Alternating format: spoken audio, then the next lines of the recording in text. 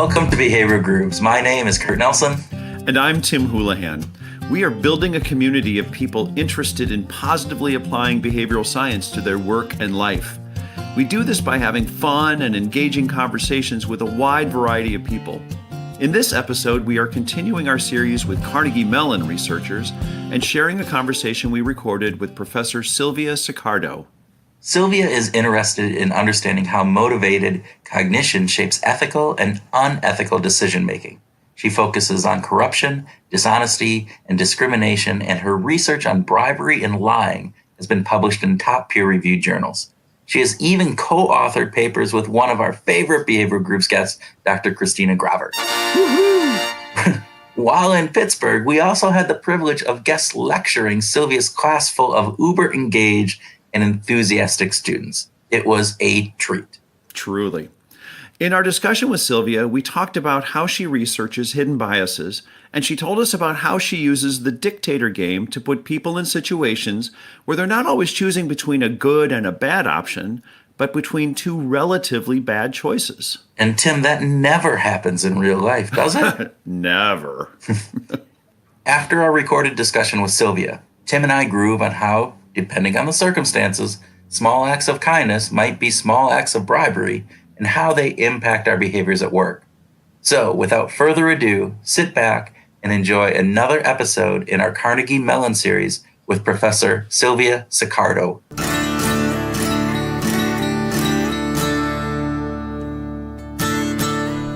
Welcome, Silvia Saccardo, to the Behavioral Groups podcast. Hi, thank you for having me. You were doing great so far. So we're going to have a little speed round. So, Monet or Michelangelo? Monet. Tea or coffee? Coffee. Pizza or pasta? Pizza. Baby Shark or Andrea Bocelli to put your child to sleep? Andrea Bocelli. And is that just for you, or is that for your baby, actually? I guess both. That's what we figured. All right. That's good. Okay. So let's start by talking a little bit about your portfolio of work. Tell listeners who are not familiar with your work, kind of what you're working on and what your research interests are. Yes. So I'm interested in general in research that helps promoting social good. In particular, I have a lot of projects around understanding what drives individuals to make ethical or rather unethical decisions. I studied this in the domain of corruption or bribery, deception, discrimination, advice.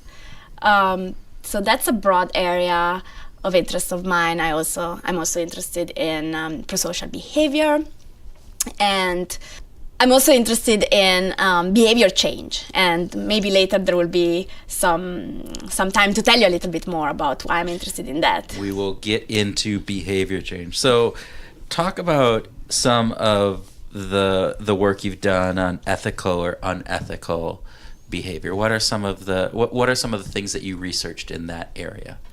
Well, so when you think about ethical behavior, if you take the economics perspective, individuals should just behave unethically every time that helps achieving an advantage, all else equal.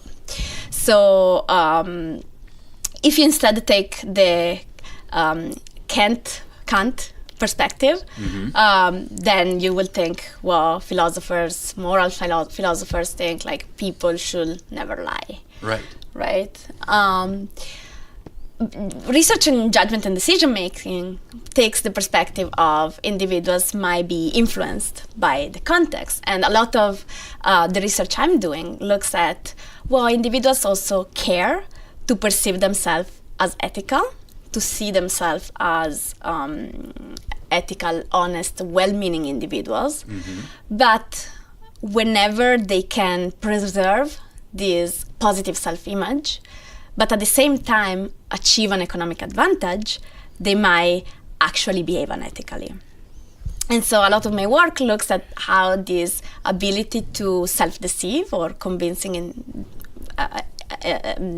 individuals' ability to convince themselves that they are honest, ethical, good moral people, allows them to self-deceive, to actually they intentionally, like, I'm going to deceive myself so that I can continue to believe this particular thing? Yeah, so it's an interesting point. Like, it's not clear whether people are consciously doing it or unconsciously doing it, right? In order to self-deceive, and it's interesting, I have like some new ideas on this, but in order to self-deceive, if you can't do it if you're fully conscious that you are going to self-deceive, right? Right. So there has to be some sort of like unconscious component.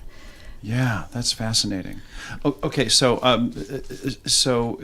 where, in what context are you studying these changes and these economic influences that impact our ethical choices? Right. So I have a project looking at this in the domain of financial advice.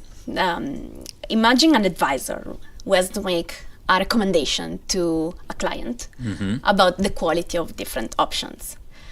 And the advisor might be paid a fixed fee for making this recommendation, or he might receive a commission, right? Yes. If he or she recommends one of the two products.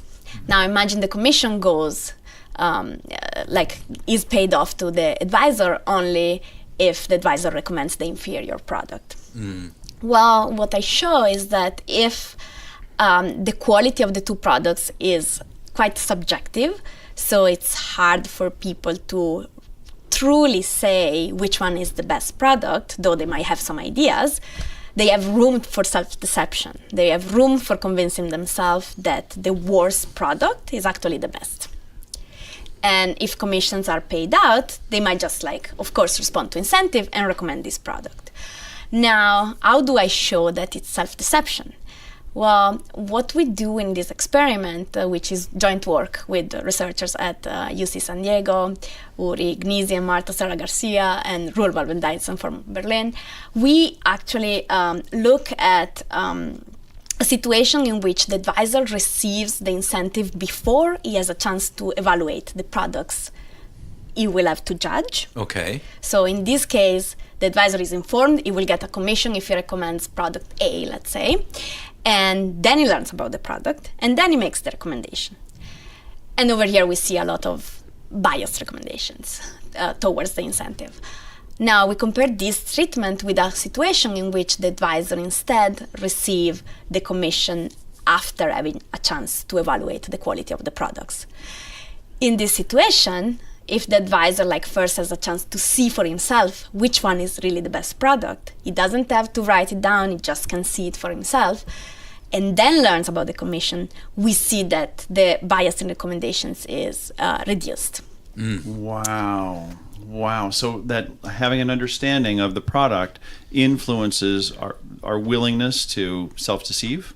Right, having a chance to evaluate for yourself which one is actually the ethical option, right? Which one is the ethical recommendation. So is there a bit of motivated reasoning then that goes into that? They're seeing the financial gain that they could potentially make, so they're then, having some confirmation bias in how they're interpreting that information? We definitely there is a self-serving bias, right? Yep. The people can see the incentive, then see the products, and then the incentive actually affect the way they judge the product, right? So and that's what we see, what we think allows them to convince themselves that they're making the ethical recommendation. Right. I have a similar manipulation in an experiment that looks at bribery.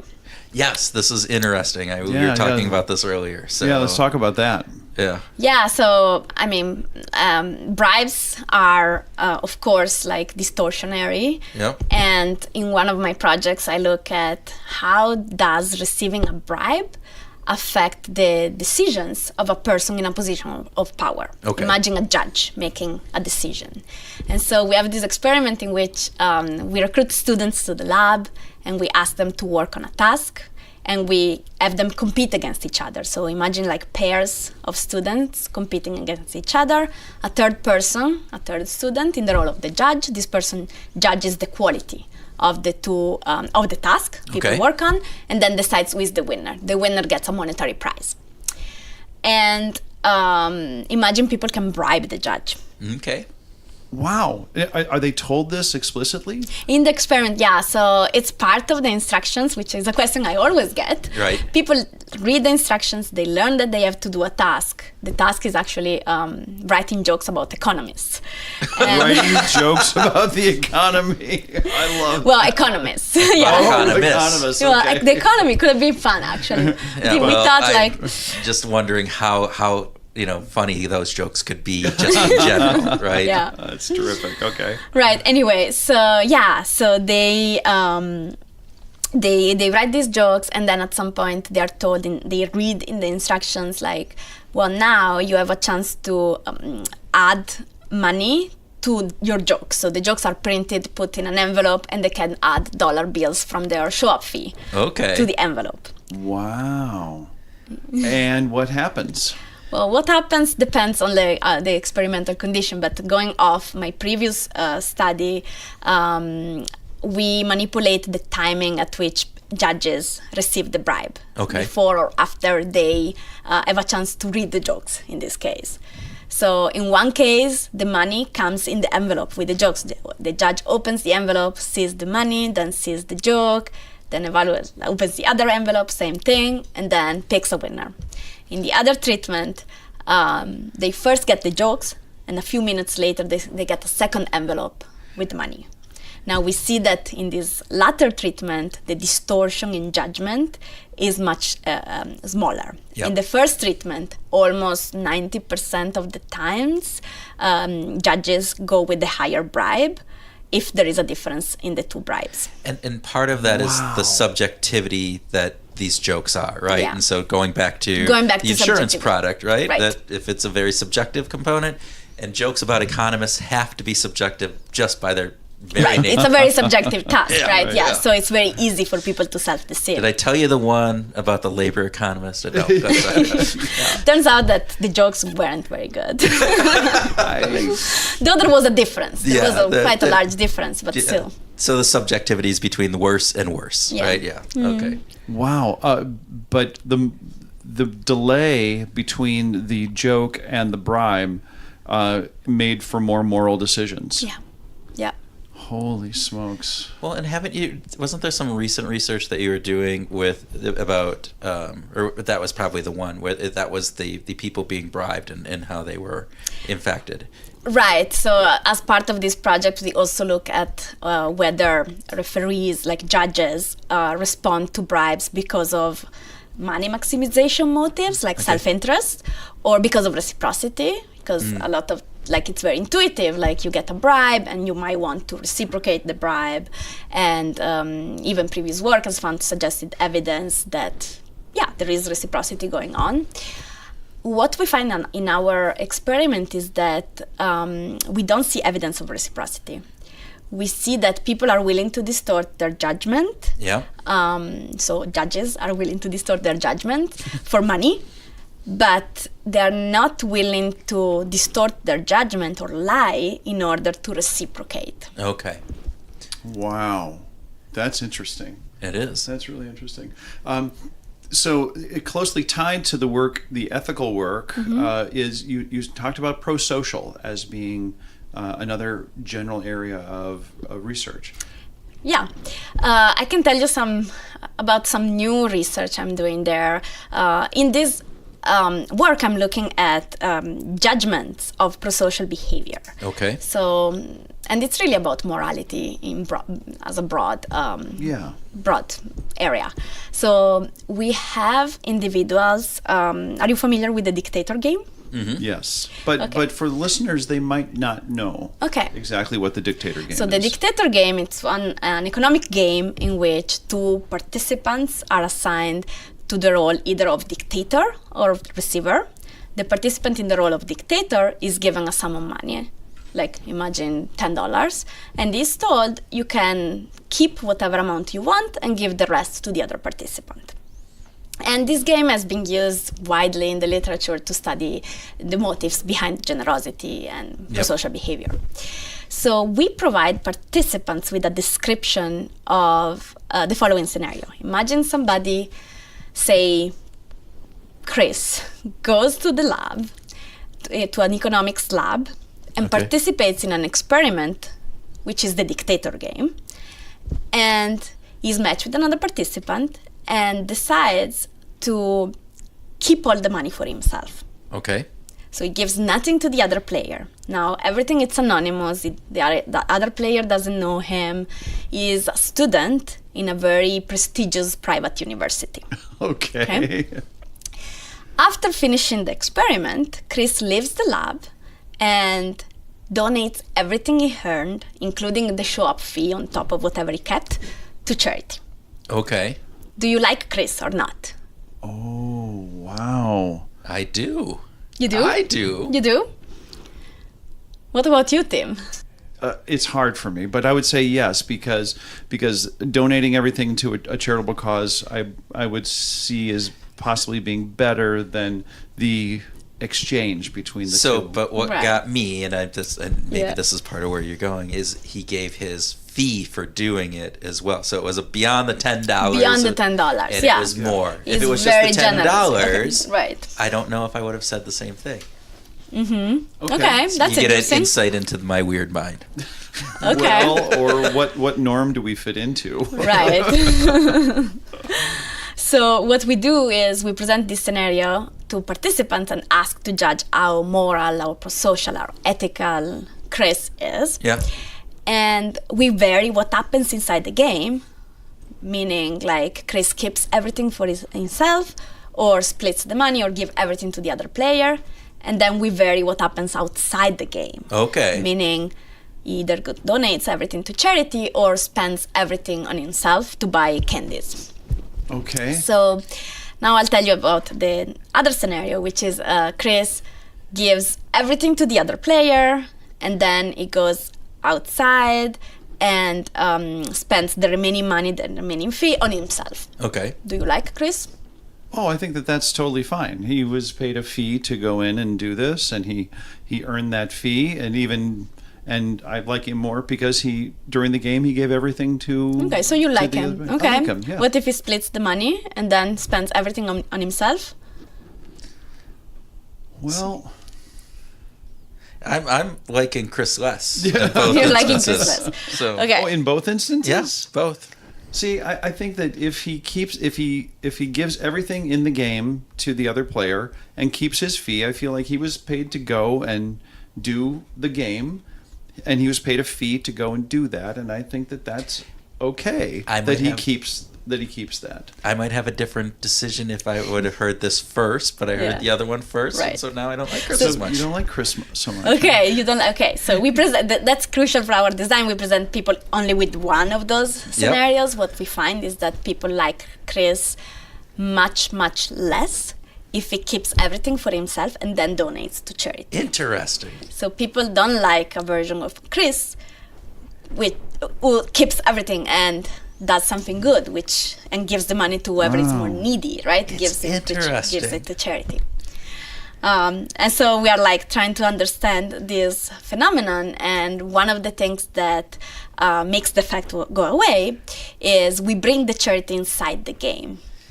So we think it's a story about narrow or versus broad bracketing, like how people think about this scenario, whether they think about it all together as part of a broad bracket versus like as two separate actions that Chris does. Right. So if we bring the charity inside the game and now Chris gives nothing to the other player but everything to charity, now people start to like him. But if he does exactly the same but the charity is outside the game, people don't like him. That's fascinating. If the charity is inside the game, that is so interesting. Yeah. So what about the broad versus narrow bracketing makes Chris more likable because it's inside the game? What happens there? What happens there, like, good question. We are like trying, it's very new, exciting work. We are really trying to understand what happens inside the game now. Well, because I mean, you can think about how this plays into other realms of our life when we're doing a variety of different things, like even our own component of we're working with somebody and we might get a bonus from work, and do we is there some internal mechanism to give some of that bonuses to a charity, or do we take it home and give it to a charity then? And and that's way off you topic. Consider it, but it's interesting. Yeah, but there it's are like, just those fascinating components, and would people more likely give? Anyway, I think there could be lots of components. I worked with a sales guy who relied on a team of people to complete the sale, and he was able to make this great big sale. There was a large commission in it for him, but no other financial benefits to anyone else on the team. He took some of his commission and bought presents or prizes for the people on his team. They didn't select anything, and they weren't expecting it either. So he went and just out of his own money, and the love and affection that they all had for him at that point was huge. They thought he was tremendously generous to use some of his own commission and share it. The other hand is that he couldn't have actually completed the sale without them doing the work. Right. They were integral to it. And yet it always surprised me that they were willing to say, my work was important, and that's the job that I got hired to do, but now that I'm getting this reward, I actually like this sales rep more. And in some ways, he was buying their affections because they also worked on other teams. Well, and it'd be interesting. Well, yeah, they're working on other teams with other salespeople. So now there's a relative component of is salesperson A better than salesperson B because they've now given them a gift of bribe. Right. Yeah. And is that bribe? How much is that bribe relative to the total commission? And is it minuscule, or is it did he take 30% of his commission and make it into prizes? I doubt it. Right. But anyway. Fascinating stuff. Yeah. Sorry, we digress. For him. Yeah. We do digress a lot with really this, interesting. with our whole component here. It is super interesting. Okay, so is there other new research that you're doing? Anything that you think is really fascinating? Before we go there, can I tell you very fast about another pro-social kind of course. Yes, please project, do. or Please like do. this has to do with discrimination. Okay. And so a lot of economists use dictator games. Now that I introduced the game, it's even easier to study preferences towards outgroup, which could be a proxy for discrimination if there is differential preferences towards an in-group versus an outgroup.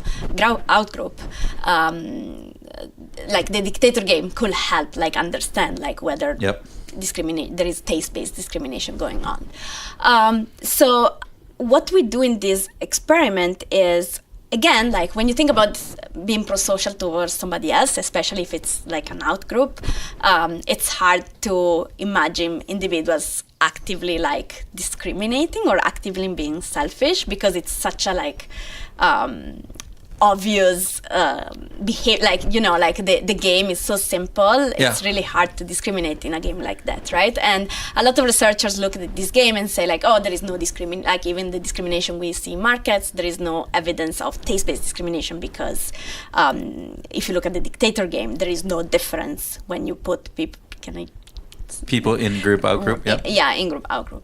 So in our study, we think again individuals might want to be perceived as people who are who have good intention, they don't discriminate, but if there are excuses, they might actually engage in discrimination.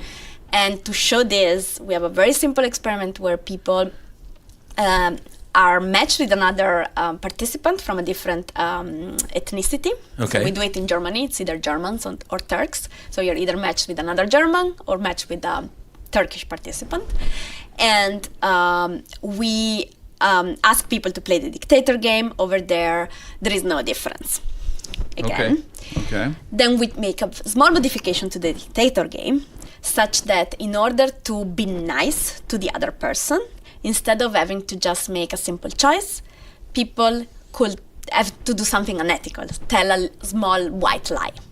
Oh. So you can be nice to the other participant, but in order to be nice, you have to violate a moral norm of not lying, even though the lie is pro-social. So pro-social lies are quite interesting because they contain different norms, right? One is I can tell the lie and be nice to the other person, or I can be honest and not lie. So what we see is that people self-servingly choose whether to lie or not. Self-servingly meaning like they just do that based on the ethnicity of the receiver. So if they're matched with a participant of the same ethnicity, they are willing to tell a lie in order to be nice to the other person. But if they're matched with a minority, everybody suddenly becomes honest. And so they are no longer willing to tell a social lie, which results in discrimination. So now... Wow. So is a pro-social lie like I greet Kurt and I say, wow, Kurt, your vest looks really great today, but I'm actually lying to him because I actually don't think it looks great today? Well, that could be one sort of pro-social lie, but another sort of, in our how we operationalize it in our game, it's simply like if you tell a lie about some external outcome, like the outcome of a die roll, but it could be anything. Okay. The other participant gets $15 and you get 9. But if you tell the truth, he gets 10 and you get 10. So you tend to lie and sacrifice the $1 when you're matched with the same in-group. But if you're matched with a minority, then everybody uses the excuse of not wanting to be dishonest. Right. And how are the participants informed about the ethnicity of the person that they're playing with? We use an approach that has been used in the literature before. We just provide them with the first name.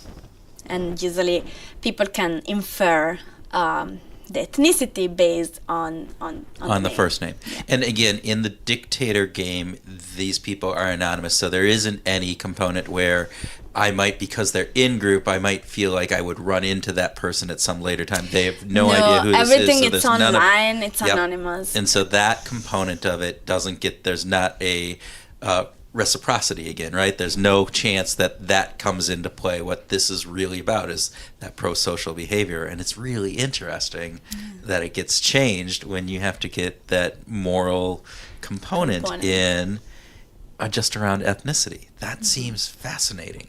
And so have you thought, has there been any hypothesis around the why? What is the reason for that difference? Are you looking at that? Yeah, well, we are still looking at it, and again, it's like in progress work. Yep. But we think people have this strong motive of appearing good in front of others as well as themselves, right? We don't think like people intentionally discriminate in this situation, but might just like truly convince themselves that I want to be honest. Yeah.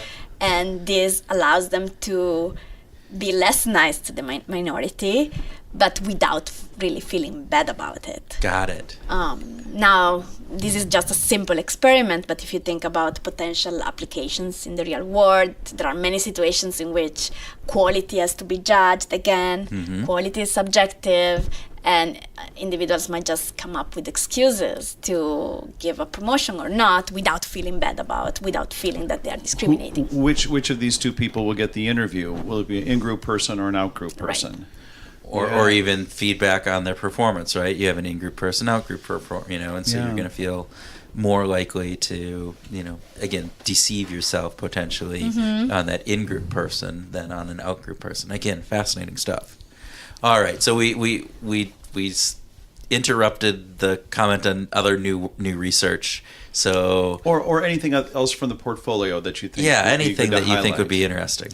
Well, I have new work that is in a completely different domain. I said I care about promoting social good, and this work is about getting people to be healthier or having them engaging behaviors that are good for them. And in particular, I'm very excited about a new project on sleep. Okay, so sleep. So did you know that 1/3 of Americans self-report that they don't sleep enough? And 1/3 of all Americans self-report they do not sleep enough. Mm-hmm. And sleep, it's like really has been declared a public health epidemic. Yeah. So there's 3 of us here, and I'm raising my hand. Oh, I'm raising my hand. I have a baby. You have a baby. Yeah. That's understandable. I don't mean to say sleep is circumstantial. I mean to some degree, right? Yeah. But Kurt, you've had challenges sleeping. We've talked about this. Yes. Yeah. So not a good sleeper. Yeah. So sleep, it's important, right? Yes. There are huge health implications, right. performance potential implications. I, together with a group of other researchers, we decided to study sleep. I was teaching for the first time here at Carnegie Mellon, and the very first time I was assigned to this 9 a.m. class. I didn't choose my time, and 9 a.m. it's the worst time on a Monday morning. A Monday morning 9 a.m. class. Yeah. So at my university. students, I think we can all agree that that's the worst time. Right. Yeah. It wasn't good. And then I teach behavior change as well, and I ask my students what's the behavior, like if you could choose one behavior where you could improve, which one is it? And people were like, I want to sleep more. Yeah. So that got me interested, and I found some collaborators who were already doing some sleep research, and together we teamed up and decided to study what can we do to improve sleep in college students. Okay. So we are currently starting to run a big experiment where we track people's sleep using Fitbits. Okay. Okay. And we developed a smartphone app that connects to the Fitbit and is able to give feedback and send reminders about like feedback on how much people slept, and send reminders like telling people, oh, it's time to go to sleep. And on top of that, we are studying the effect of different behavioral interventions using this app. Wow. That sounds very exciting. That sounds really cool. Well, we're going to have to come back and find out more about that once you get the research done and I would analyze love it. to do that. Yes. Good. So, again, I'm always glancing at Kurt when it comes to talking about music. Just my God. Just to see. So you have, a baby in the house. And so your musical world is dominated by what's going to work in the, with a baby around, right? Right. My baby currently dictates any music we listen at home. Right. Everything that makes him happy or makes him fall asleep. Fall asleep is very important when you Right. have a 7-month-old, Yeah. right? So there you go. Yeah. And so what is it that puts your child to sleep? Okay, so I answered to this earlier, right? So Andrea Bocelli Yep. currently is something that puts him to sleep. If he wants to laugh or if he's upset, Yeah. I put on Baby Shark, and then he's happy. Yeah. And it works to a large degree? Oh, it does completely. Like he dances all the time when I put it on. So Well, and this is a topic that we go into quite often is music as a element to change our mood or to influence how we show up. And, as adults, we use it from a priming perspective. We've talked to people about, do you use music if you're trying to write? Or do you use music if you're trying to, get excited about going up and presenting in front of somebody in various different modes? And so, at that even youngest level, there's some components that say, yes, this type of music is for sleeping. This type of music is to, have some happy thoughts. oh yeah, completely. I think it's amazing that our brains are maybe not hardwired, right, but we certainly have responses to particular types of music in very predictable ways. Yeah, and I could observe it like a very, very early age. So Yeah. my husband will just play the guitar and the baby will be fine, right? So. Yeah. Well, okay, so he's a guitar player, and does Oh, he... no, he's not. He just learned for the babies. Oh! Okay. Now there's some motivation, Yeah. right? Yeah. Learn how to play the guitar. Yeah. So imagine that no one's in the house, and you get to just listen to whatever music that you want to listen to. That hasn't happened in forever. Dream. I would say, like, I put on, because sometimes I get homesick, like, thinking about Italy, so I put on some Italian music. Yeah, so like what? What would you listen to? Well, you wouldn't know, but like Giovanotti, like I would, like it's like an Italian singer, like. Okay. And yeah. Is it pop music? Is it more classical? How would you describe? More like rap mostly. Yeah, but Italian rap. Well, There we go. yeah, it's interesting. It got more like pop later on, but yeah. Okay. So that's like, the music. This particular singer has been around for a while, so like I was in Italy when he was popular, and then like he's still popular, but like so it's nice to listen. Well, and we've talked about that too. Is that music that we heard or that we liked when we were in some formative stages, and how often, by, as you said, you get maybe a little bit homesick, and you put that music on, and how it brings us back into the emotions and kind of the feelings that we had in those years. And I think it's really fascinating, again, as to how that psychology of music works. And so it is. Well, and you grew up near Venice. Vivaldi is just, one of the greatest composers, right, ever. And most of his pieces were actually first launched in Venice, at some of the most beautiful places, in the world. So, do you connect to someone like Vivaldi because of sort of the proximity to where you grew up?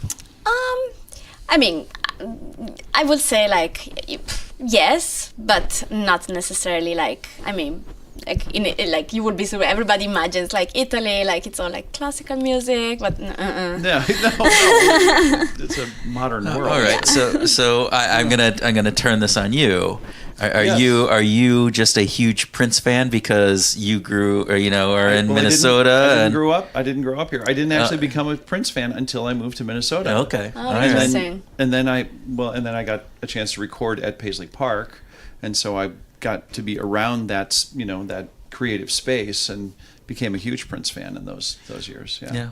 I think I find it very interesting about space and locale and the type of music that is there, and again how that permeates the local culture, and does that then necessarily translate further. So proximity is so fascinating. That, like Barry Ritholtz talked about how investors are more likely to invest in businesses that are close to their home or their industry that they're in than they are something that's very different. So Midwest is more agriculture and various different things, where East Coast is more banks, where West Coast is more tech. Yeah. So, Yeah. All right. We digress. Yes, we did. We did. Okay, Silvia, thank you. We appreciate your time very much, and this was really fun. Yeah, it was a pleasure. And we're going to have you back when you find out more about the sleep study, because I want to know. Yeah. I will. I promise I will be back. All right, fantastic. Okay, good. Welcome to our grooving session, where Tim and I groove on what we learned from our Behavior Grooves interview, have a free-flowing discussion on some of those topics, and whatever else comes into our bribe-induced brains. Man, I just hear dark music. Do you want some cashews? Right now, before we start talking? There we go. So we're going to talk about timing, right? Yes. So I think we should talk about the judges and bribing and the timing of gifts. Yeah, and in an organizational perspective, how that works. Okay, what else should we groove on? Dictator Game. Oh, I love that. Yeah, Dictator Game. Let's talk about the implications of that. And I got a music issue for you. We have talked about this in the past a little bit, but let's get a little deeper into the music at work question. Great. Okay. Sounds good. All right.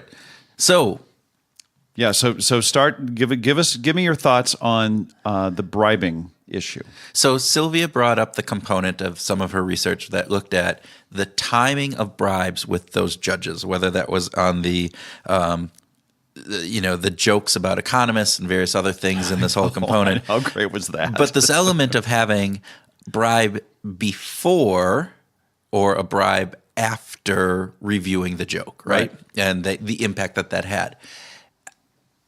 It was interesting. So thinking about that from an organizational perspective, right? When you are going in an organization and you often have a client that you're already working with, and maybe you're going to propose or do a sales pitch for another opportunity with that client. Mm-hmm.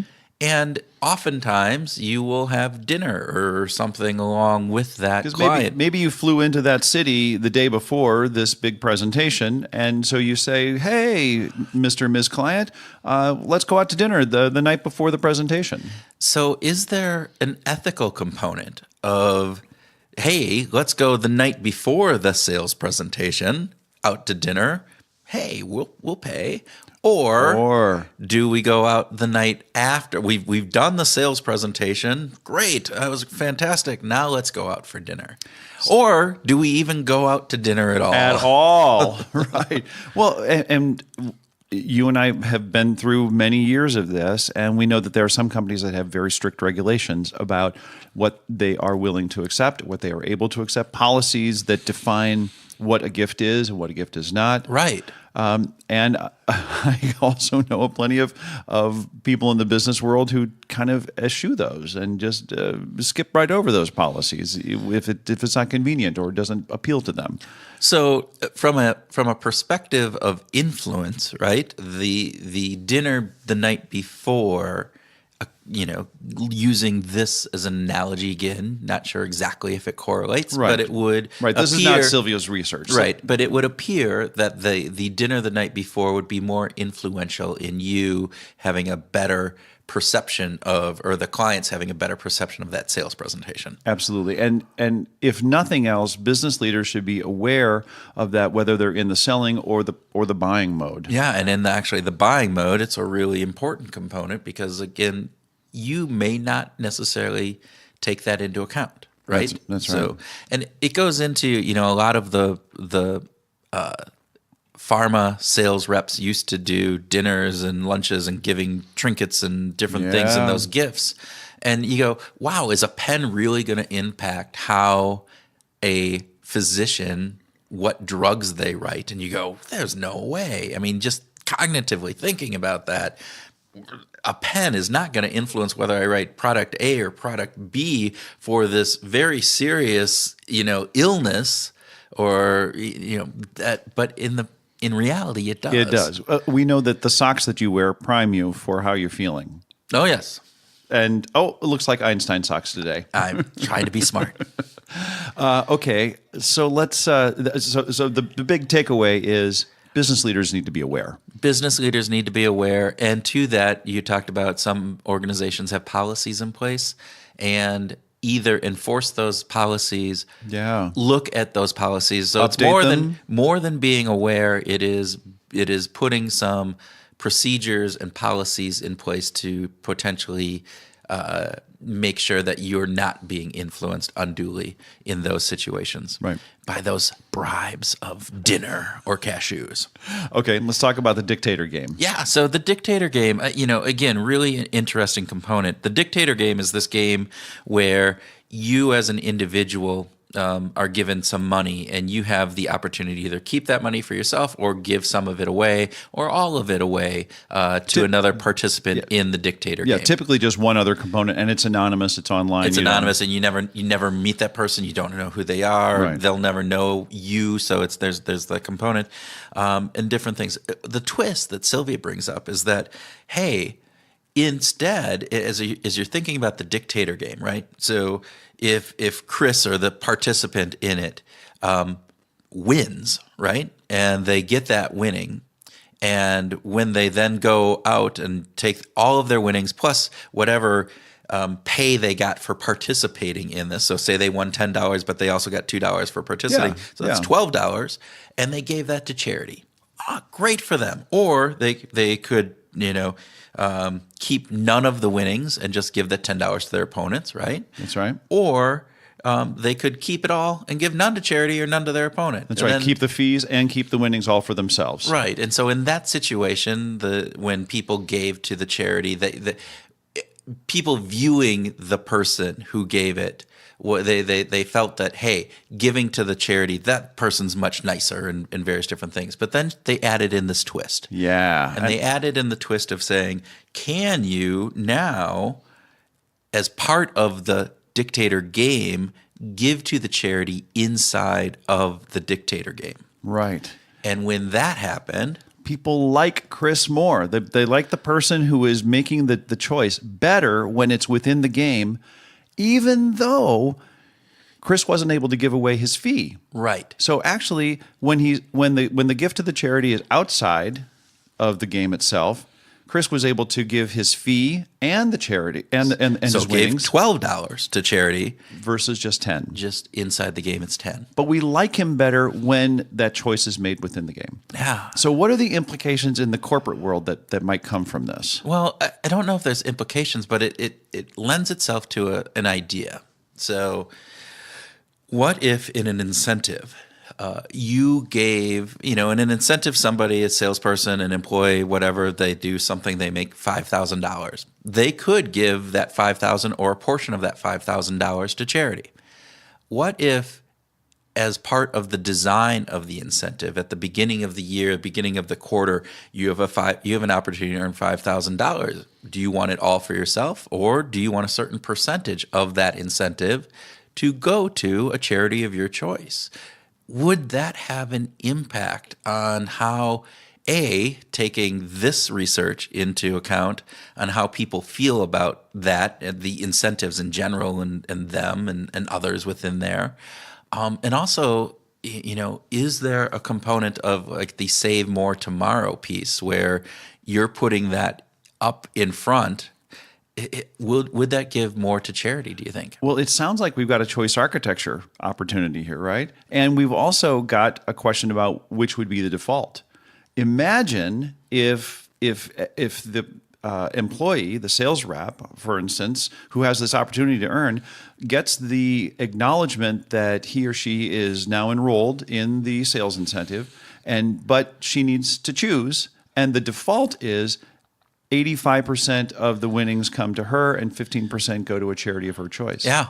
What would that be like? That would be interesting. And do it with that charity component, what's the motivational, is there more motivation? Right. Because there has been some research out there that says, hey, incentives that are given to charity, particularly short-term ones, often have a higher motivational value, very strong, than necessarily getting that same amount for yourself, particularly when they're smaller in monetary component. Yeah, I think some of the work that Charlotte Blank has been doing recently shows that these pro-social rewards have a very positive effect on motivation. Right. And so it's interesting to think about that from an incentive design perspective.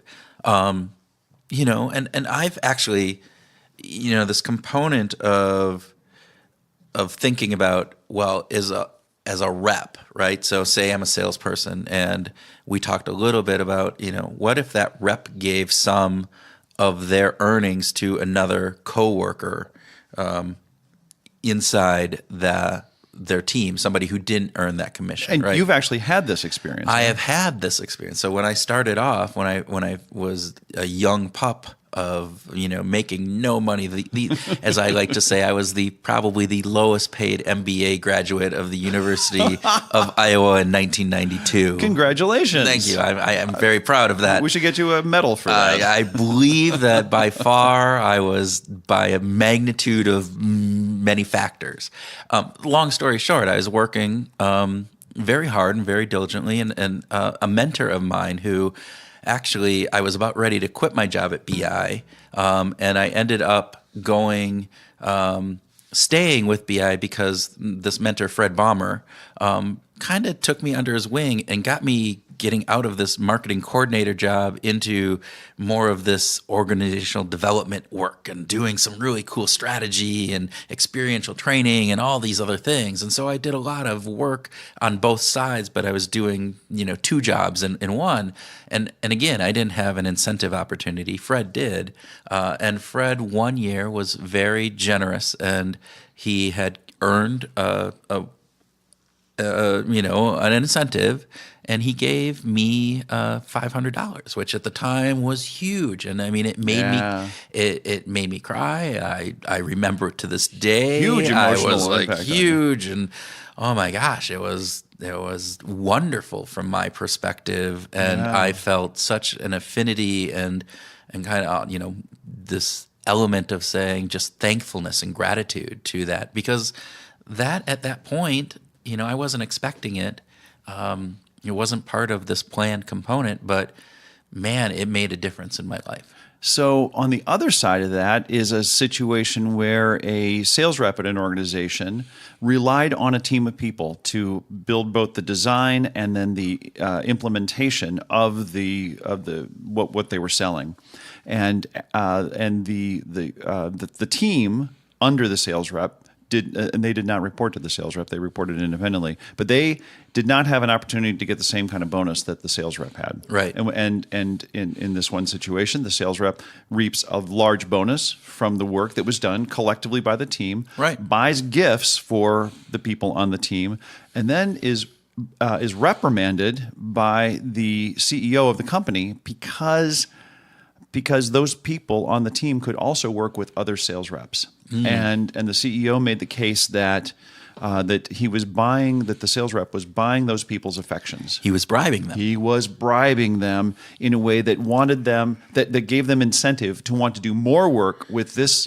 particular sales rep and not other sales reps. Right. So this sales rep, she or he, was saying, "Hey, thank you," but from a CEO's perspective, it wasn't a thank you. It was this bribe to say, right, I'm going to try to make sure I work with this salesperson as opposed to these others who aren't giving me these nice gifts. Right. So interesting ethical implications depending on some of the nuances in the story. Yeah, and you have to wonder from an organization's perspective, are you designing your team rewards appropriately if that is indeed the case? That there's a need for that, or a perceived need by that rep. And then B, are we taking away? Yes, bribes are important. Not important, but bribes are. In some ways, they're really important. Bribes are real, right? And Yeah. they do influence.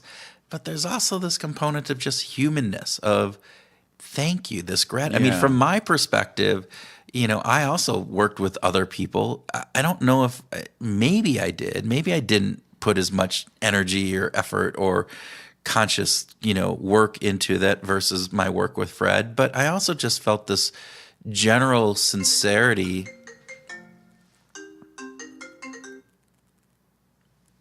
And gratitude.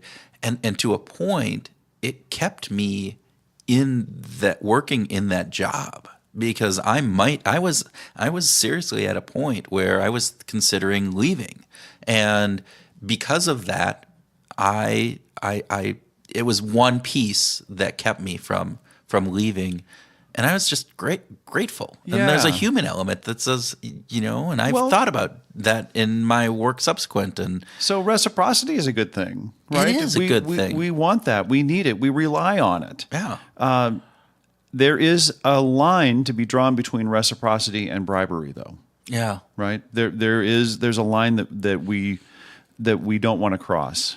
So from an ethical perspective. I'd be interested in any listeners in any situations that they might have had where there was maybe an ethical line in a reward, bonus, gift, some sort of thing. And do you think, were there lines crossed or were there not? And again, you can reach out to Tim or me on Twitter or LinkedIn, or just send us an email and we'd be happy to have that conversation. Because I think it's not black and I don't know if it's a solid line. I think there's this. Well, that's part of the discussion. Big wide gray line that has varying degrees of blackness and grayness and different things around it. So yeah. All right. So music. I have been sending you some variety of different research, like links to different things that we've talked about in the past about, do you listen to music at work? And there's been some recent articles about that. Yeah, so there is some research on some functionality, right, that goes along with it. And in general, it kind of breaks down into two parts. We've got work that is redundant, and we've got work that is cognitive intensive. Right. So work that I don't really need to use my brain too seriously on to think about it versus work where I need to really focus. Yeah. So if I'm doing something repetitive, if I'm doing the same job over and over and over again, and I'm used to it, then this research says that listening to music is a really good thing. Yeah, it actually makes you more productive. Makes you more productive. In fact, it kind of takes me back to a lesson from the 1930s Disney film Cinderella, where the dwarves are singing "Whistle While You Work." Oh, because it makes the day go by faster, and that's my experience. If I'm shoveling snow, or if I'm sweeping in April. In April, oh my God! We just got 8 inches of snow here in April 12th in Minneapolis, Minnesota. Unbelievable. So there you go. Anyway, you're whistling while you're shoveling snow. I like to whistle, but most of the time I'm just listening to music. Okay.